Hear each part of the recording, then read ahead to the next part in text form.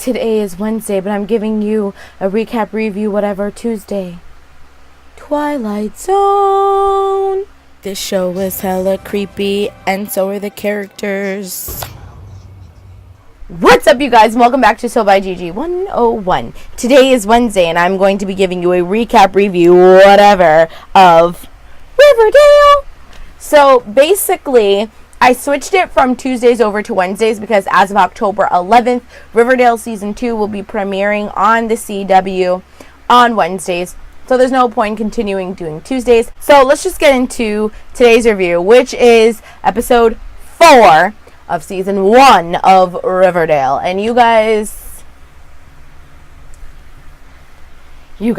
so there was two main mystery surprise, and I use the word surprise very loosely and mystery very loosely, storylines that were followed, and then at the very end we find out a shocking yet not so shocking, if you've watched Pretty Little Liars, kind of a ending.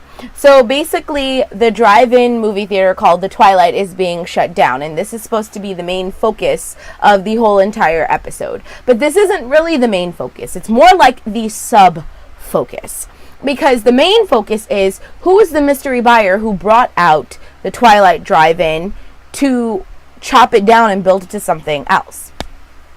Now, I don't know about you, but if you are obsessed with mysteries and you've watched all seasons of CSI Miami and all seasons of Pretty Little Liars, then you would have known who bought it. It was very, very, very obvious who bought it, but we'll just keep going. So Jughead's mission in this whole entire episode is to try and stop the drive-in from being shot down, and he is trying to figure out who the secret buyer is, because that's the real mystery, is who the secret buyer. Again, it's not so much of a secret if you are as inquisitive or if you just pay attention. So he's very adamant about it, and he tells Robin Givens that it's a huge important spot for him because him and his sister Jellybean, Jughead and Jellybean, they used to go with their family and sneak in, and it was really a sentimental place, and for him it was home. Now, initially, and this lends to the big surprise at the very end, because it was like one other mystery. So he's trying to get it like not condemned, but Robin Givens like, I'm sorry, this is going to help for the future of Riverdale. Let's be real. With a town like Riverdale, what exactly is its future? It'll never be a New York. It'll never be a Chicago. It'll never be a California. Riverdale is just like South Carolina. Like, it's a state that will hold no significant weight to a lot of popular things. Let's just be real. No shade to South Carolina. I lived there for many years as a child. Okay, we're calling a spade a spade. So he's like just trying to figure everything out, and while he's doing that, Betty is on this mission, because we all know that Betty is like in love with Archibald, and freaking she finds out because of last week's episode that he was there, and so was Miss Grundy. So she automatically was like, yo, teacher, student, pedophilia. And she confronts Archie about it, and Archie's like, yeah, but like, that's none of your business. So she goes off on this vengeful streak to try and figure out who Miss Grundy is, and she makes a mock interview. She Googles the bejesus out of her and finds out that this Geraldine Grundy didn't exist until a year ago. And I want to say on 100% scale, 10%, not even, 0.001%, Betty did it because she, like, was worried about Archie. But that 99.99999%, she did it because she still likes Archie and she feels a certain type of way. And Archie keeps shutting her off, saying it doesn't matter. I love her. Well, he never said I love her, but like he definitely skated around that phrase, and he was like, we're just going to be together and you're just going to have to deal with it. And every time he said it, Betty would just get like a bazut hurt, okay? So let's do a quick recap Jughead is trying to get the drive-in movie theater not to be closed. Betty is on this vengeful hunt to find out who is the real Miss Grundy.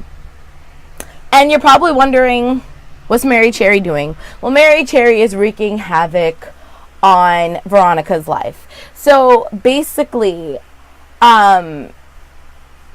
Veronica was at the old school, I think it's called Pops, kind of like Mel's drive-in trailer restaurant thingy or whatever. And Veronica's mom, Hermione, is there, and she's a waitress. And Mary Cherry is with her little goons talking about, Oh, if I had known that Veronica's mom worked here, I wouldn't have made her a vixen. So when Veronica's mom goes to take the check, the money, Mary Cherry puts her hand on top of it and goes, please make sure that it goes straight into the register. I know about you, whatever their last name is, and your sticky fingers. So Veronica gets up to go say something, and Veronica's mom's like, don't worry, honey, I got this. Funny thing, Mary Cherry, I went to school with your mom and she also didn't know the difference between class and money. Huh? I guess it's generational. So she made some snarky comment, and Veronica walks away. So Mary Cherry kind of like is like, whatever, and she and her goons get in the car, and all of a sudden she sees Hermione in the back of the restaurant talking to a guy that apparently is a serpent. Later on, we find out that the South Side Serpents are the people from basically the other side of the tracks who are a gangbanger, biker, blah, blah, blah. And Hermione is doing deeds with them. And Veronica catches them eventually. So that's pretty much the beginning / middle. So the overall consensus of what happens is that Jughead decides that he's going, because he actually works at the drive-in, that he's going to do one more big like movie. And ironically enough, they chose Rebel Without a Cause, which was a movie from the 60s. The 60s or like the really late 50s that starred Natalie Wood and James Dean. Which, if you know the movie, to know the movie knows the irony of Riverdale wanting that to be like the last movie for the drive-in. So he decides, that's going to be the last movie that we're going to see. Betty's gay best friend decides that he's going to go with Veronica. And while they're at the drive-in, Hermione goes with Archibald's dad. And all of a sudden she gets a few text messages and she's like, you know what, I need to like go get a refill. And he's like, no, I'll get the refill. And she's all like, no, I need to powder my nose. And she sneaks off to behind the drive-in, which is where Veronica catches her talking to the sea serpent. Now, while all that is happening, freaking Betty's mom comes and gets Archie's dad and is like, listen, we need to go get the kids, they're in danger. Now, this is where I need to kind of like backtrack just a little bit. The reason why, and this really pissed me off in the episode, Betty convinces Veronica to break into Mrs. Grungewald's freaking car, and when they do, they find this tin box, and the tin box had a license that said Jennifer Gibson, and it had a gun. So obviously they found out after all this digging that Mrs. Grungewald was not really Mrs. Grungewald and that she had another identity, and Betty goes and tells Archie. Now, one thing that they did focus a lot on as far as Betty was concerned, because they didn't really focus on her that much this episode, was her writing in her diary. So obviously we can all deduce that this diary was going to be just the ending of it all. There's a specific saying and I cannot remember it right now, but this diary was going to be the pit of everybody's fall, basically. And so she's writing everything down in her diary, and this part made me mad. She took the gun and hid it in her dresser drawer along with the diary. And her psychotic mom and her psychotic dad, well, not her dad, but her psychotic mom, has her and her husband go over and be like to Archie's dad and is like, I don't want your son hanging out with my daughter. It's just not good for either one of them. Look at their erratic behavior. And Archie's father is like, my son's a good kid. I don't understand the problem. So I had to say that because what happened was the mom, Betty's mom, was putting away her laundry and she found the gun, and that just made me really mad, because why would you take the gun? Why wouldn't you just leave the gun there? What the hell is wrong with you? Betty did a fake interview of Mrs. Grungewald and found out that Jason was one of her students, all in the process of trying to figure out who she was before she broke into her car. And so she thinks that maybe Mrs. Grungewald had done it. So back to the drive-in. So Archibald's dad leaves with Betty's mom, and Veronica follows her mom to behind the diner where she sees her mom talking to one of the sea serpents or whatever the case may be. And while all that's going on, Betty's gay best friend, who is the sheriff's son, is making out with one of the serpents.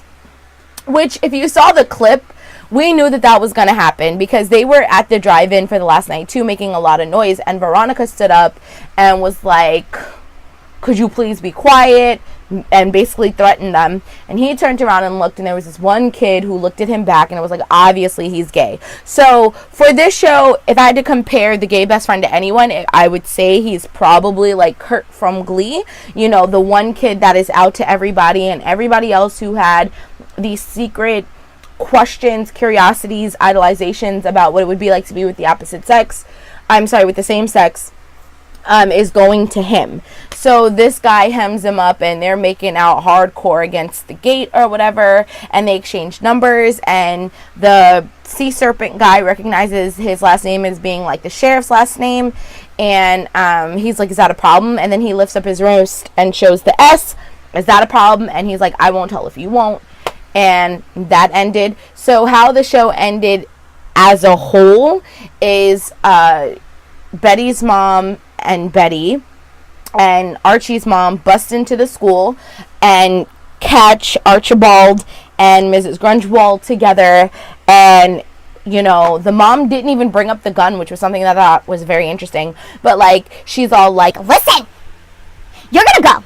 Because one thing I didn't think we had to worry about in Riverdale was pedophilia. You're gonna go.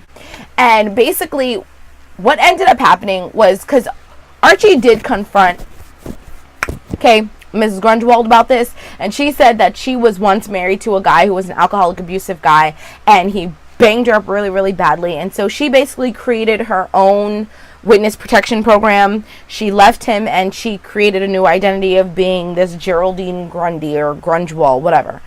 And basically Archie had decided to break things off with her, and he brought her, I guess, a really expensive bow. I'm not a musician, but it was like a bow, and apparently it was really expensive. He sold one of his guitars to buy it for her, and he actually had dumped her. And right as they were saying, like, basically their last goodbye hug, almost into a kiss, Archie's dad and Betty's mom bust into the room, and Betty is like, I'm so sorry, Archie. And she basically is like, if you get this woman fired, I will sit there and say that I made everything up, and I will prove to everybody what they've been saying about how our family is completely psychotic.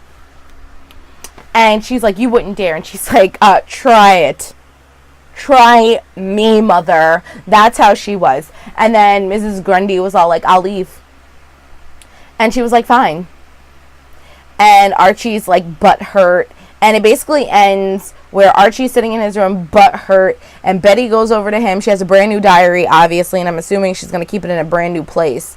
And she texts him through the window because they can see each other through the window, and she's like, I'm sorry. Not, I'm so sorry, none of that. Like, just, I'm sorry. And he texts back, it's okay, you were trying to help. And she smiles and goes back to her bed like there's really something wrong with Betty.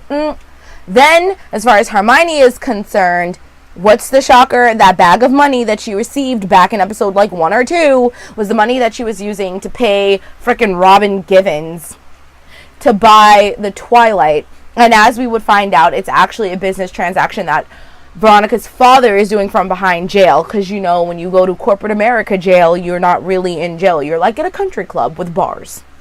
You know? Ask Martha Stewart. She can explain it far better than I ever could.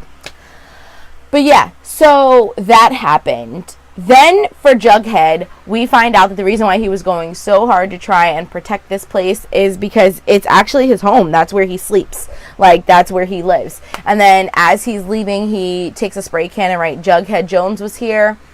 And a crown, obviously. And a serpent comes up to him and was like, what do you think they're going to do? And he gives some really smart remarks. And then he's like, well, what are you gonna do? And Jughead he goes, where are you gonna live now? And Jughead goes, I don't know, Dad, but I'll figure it out. I always do. And he walks off.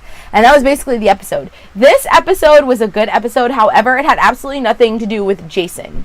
The only thing that I did was give us one more suspect to the suspect pool, which was frickin' Mrs. Grundy, because Jason wasn't killed the day that we all thought he was with Mary Cherry. So everybody's back on the suspect pool because he was killed a week later.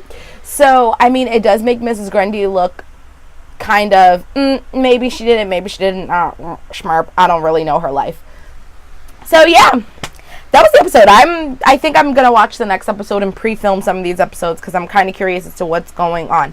However, if you enjoyed these videos and you enjoyed me and you want to see more like it, you know what to do. You know what to do. Rate, comment, subscribe, and share because sharing is caring. And I'll be seeing you next week. Loves and likes ya. Bye.